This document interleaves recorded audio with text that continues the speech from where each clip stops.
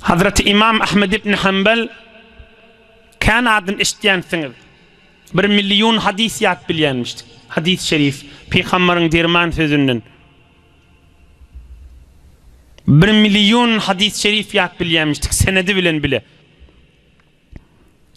Öz zamanına görýänmişdik hamany ma'ruf Karhi, Bişr Hafi, ulqan ewliýalarmış.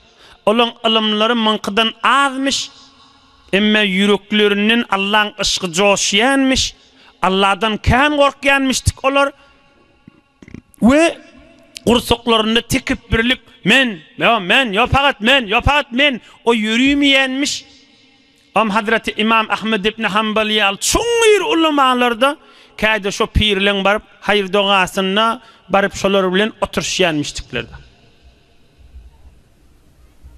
Sen ne etcek barıp görüp on ilmi asin ilmin kan diyenmiştik.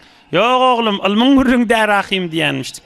Olan yana varanda adam Allah'ın tanıya menlikten savulşayan deyiptir. Men nimeden ödümüz yıkacak bolup bariyas deyiptir. Şu ayet-i kerime de adamları terbiyet beriye, bütün insanlara, ulamalara, sofullara, işallara, kargerlere, kasıplara, hanıvadalara, tehsil kerdelere, bisavatlara, çofallara, ılımlılara, gelişikli adamlara, mallı adamlara, makamlı adamlara, mensaplı adamlara, tamam adamlara terbiyet beriye. Halka adam sayın deyip. Başka kişi de adam sayın deyip. Başka kişi de hormat koymalı deyip. İhtiramın asıl manası şu da bir adam zol minneti halka ihtiram koymaya da nemmegir fakat şu da görürün bir ulukon derttir ödünden başşakşı silamasızlık ödünü bir sahip makam sahip mansap sahip riyasat sahip birdat bilipti ya ödünü sahip karkhana sahip bir nem olsa ya hiç sattı de hiç sattı da yok yönü ödünü nem kadiye da Erne eziyet beriye, heleyine eziyet beriye. Oğlun şon innenak. Öd yelbilen yaşaptı. Huday söymeye adamın. Başka kişi hormat koymalı ya da. Evvel öz içeriğine hormat koymalı. Hatta şehatteki yan manası geçti. Cemaat, Resulullah aleyhisselam ne diye? Dirman sözlerini. Emr bi ma'ruf nehyez münker ne? O belli da farzda. Allah'ın ulukun ağır emrinin biri. Adamlara aydıp durmalı, emr be maruf etmeli ve nehy münker etmeli. Hayt bir işin doğru değildir diyemeli. Ama Resulullah aleyhisselam ne diye? Ey cemaat Resulullah aleyhisselam ne diye? Ey cemaat Resulullah aleyhisselam ne diye? Ve i'cabe kulli zi ra'yin bi ra'yih fe aleyke bi khassati nefsik. Hadisun sahih ravahu'l imam Ebu Davud ve gayruhu. Bir adamlar bolýandyr. Fakat men diýendir. Şol adamları emr maruf etmeseň de günahkar bolmarsyň diýipdir. Sahih hadis peýgamberiň aýdan sözler. Fakat men kefim diýär. Hiç adamyň hakylyny gulak asmalladan ol adamları emr maruf etmeseň de bolar diýipdir. Resulullah'ın sözü. Ýüregiň ýakanyň galyýa da. Ýylany özüň çaktyranyň galyýa. Qaytam önküden metir bir biderek kefayt ya, önküden nevetir dininden çıkıp var ya qaytam. Fakat men kellem diye da, fakat men kellem diye, başka ulamalara, pirlere, başka musulmanlara, başka gezip veren musulman doğullara, garip, yetim, hor, olara hormat koymalılar, oladır musulman doğunundur, sen fırkandan bolmasa da, yoğun dimellerden ol. Bir men fakat men bir heştigi rakana kafin gulpulacak diye de. Olay diyen Allah etmeye rahim. Hacı pendaret ke merde vasele est. Hasele hacı bezöz pendar nist. Hacı pendaret ke merde vasele est. Hasele hacı bezöz pendar nist. Fakir özünü bir zat mı kadiye deyiptir. Ola özü fakat boşgumen men gezip Allah'ın yanına kılça da erzişi yok deyiptir. Yani boş hurrun menen gezip deyiptir. Hacı pendaret ke merde vasile est. Hasele hacı bezöz pendar nist. Yani boş kıyafa, boş heykel, boş pikir deyiptir onki. Çın Allah'ın yanına derecetini köketsen 0 kilometre deyiptir. Zat yok. Yöne önüne kadip geçiptirdi. Hiç kime hürmet koyanakta, hiç kim adam sayanak. Men yine ol 5 daqiqa vaktimma Hazreti Sa'di'den ne bir misal aydeyin. Bütün insanlara ders olsun. Amşon menen tamam değil inşallah. Çon bir derman görürün be. Hemmemizden çürüyüm. Şenidestem ez raviyane kelam ke der ahde İsa aleyhisselam.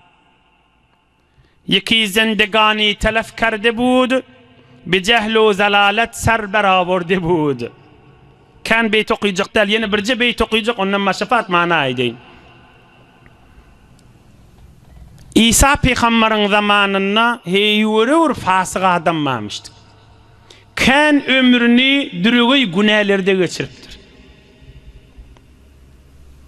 Tamam Müslümanlığın eşitmeli görürünler abi. İnsan saz ve insan terbiyet beriyen görürünler. İsa peygamberin zamanında bir adam mamış, fakir kan günah ediptir. Kıysırak geçeyli, bir öz yanından özü kan günah etiyerliğini de öz fikirde harap olmalı. Oğlum bir İsa peygamber bir yerden geliyaka, bir abid, bir ibadet etiyen adamın yolu salamına vardır. İsa peygamber.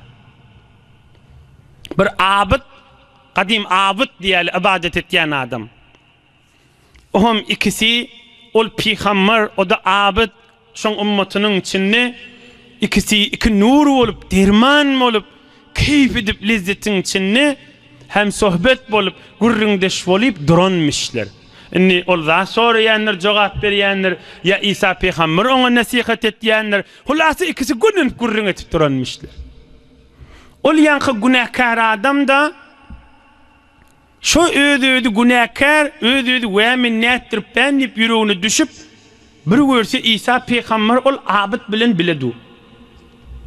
Şolun duruşlaryny görüp öýdi gözünden ýaş akyp ýüregi ýanmana durupdyr. Meni ver ömrüm boş geçirdim deyip, olan ikisi gurrunde şolup duruşunu, nur tökülüp duruşunu gursağı bilen göraptır da. Gursağın neki, o göz görmeli da onu, gursaktaki göz görmeli onu. Öz gözünden yaş aktırıp, yürü yanıp, hey can Allah, minne tövbe ettim, minne İsa peygamberin yanına var, tövbe deyin deyip, öz bir ihtiyar İsa peygambere karşın süyüşüp barıverdir. Tom İsa peygamberi goluyla verenle yankı abid ibadet etyen görse o yakası belli fasık adam geliye yönü gözünden yaş akıptı. Git anırrakta dur diptir, yirek geliyen diptir, yank abid kepleptir.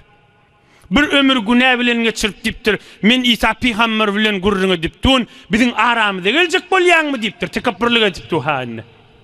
Bizim aramıza sen gelişmersin diptir. Men nitin ne çeyil ver ibadet etkes ben diptir. Bir ömür günah bilen edip, bir ağlan bolup gelip bizim aramıza koşulacak bolyan mı? Bizim meclisimizden mezahim olma, git anırrakta dur diptir. Bir diýsen İsa peygamber, men nitin palan abid diptir. Hudaya diptir kıyamet bolonny men şulardan menen turmaýyn diptir. Allah vahiy indiripdir şu wagt, şu lehzede. Allah vahiy indiripdir şu lehzede. Allah yer göň yaradan Allah vahiy indiripdir şu lehzede. Ey İsa peygamber diptir. Sofin duasyny kabul edeyin diptir. Kıyamet ikisini bile turulacak däl diptir. Sofi o ibadet etýäne cehennemi bererin, be aglak gelýän beheşti bererin, kıyamette bir yerde goýmaryn, gaýgysız bolsun dipdir. Allah vahiy indiripdir. Ki anra jiger khun şude suzu derd, gerin tekye ber taate khiş kard. Ki anra jiger khun şude suzu derd, gerin tekye ber taate khiş kard. Bibenni yüreği yank gözünden yaşak gelýär dipdir. Men bibenden söýdüm dipdir. Bir dipdir men palan abid boljak diýip tekabbürlenip kespe, men bibenden söýmeýän dipdir.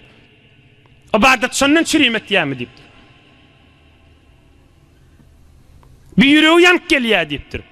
Zihninize gelenmesin, necire bir fasık adamı hormat koyulup deyip, fasık adamı hormat koyulunak, yüreğini yakıp tövbe gelişine hormat koyulup deyip. İbadet etberine hormat koyulmadı. Yo on ibadetine hormat koyulmandırılanak, on tekebürlük niyetinin bidirikliğine onu bir hormatçılık bolup deyip. Onu cehenneme kaşın iyi verirler deyip Allah taraftan. Mun bir ders almalı. Bir adam ibadet edenine başka kişi inlemese Hudayın yanına metrutmuştuk. Hudayın yanına zelilmiştik. Bir ders almalı. Keplet duran ders almalı. İştip duran ders almalı. İbadet edende halkı eskermesen Allah kabul etmeyenmiştik.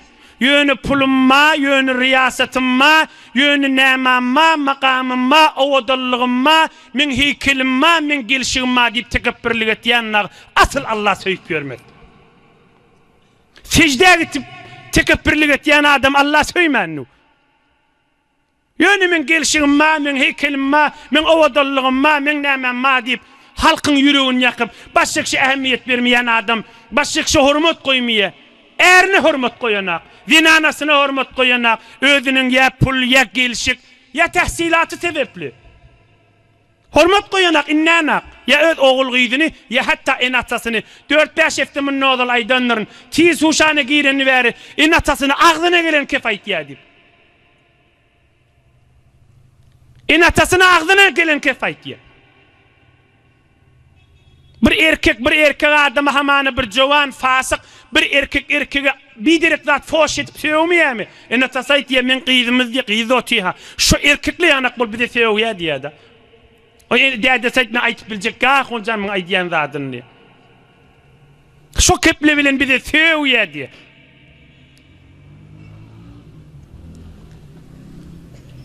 Allah Teala'nın gurrunu din gurrunu vezden ibadet et geçtu.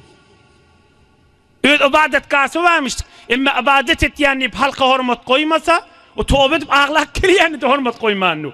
Gayet anırrakta dur deyip. Huday şunu söymennu. Aranızga açarın ettir. Aytiptir o ibadet yani. O yüreği yank geliyerliği sebepli. Bir fasıkta olsan, hürmet koymalı. Yo o gurrun değil. Fasık olsa tövbe etse hürmet koymalıyın gurrunu.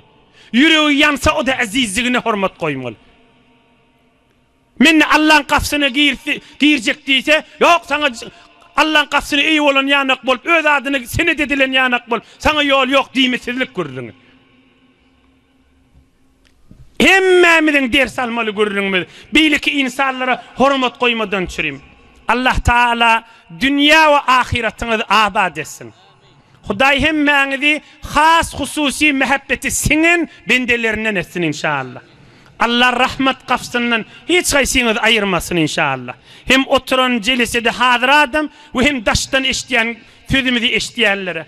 Allah dünya ve ahiretimizi abad edip, halal ırzkıl verip, namarda zar metaç etmesin.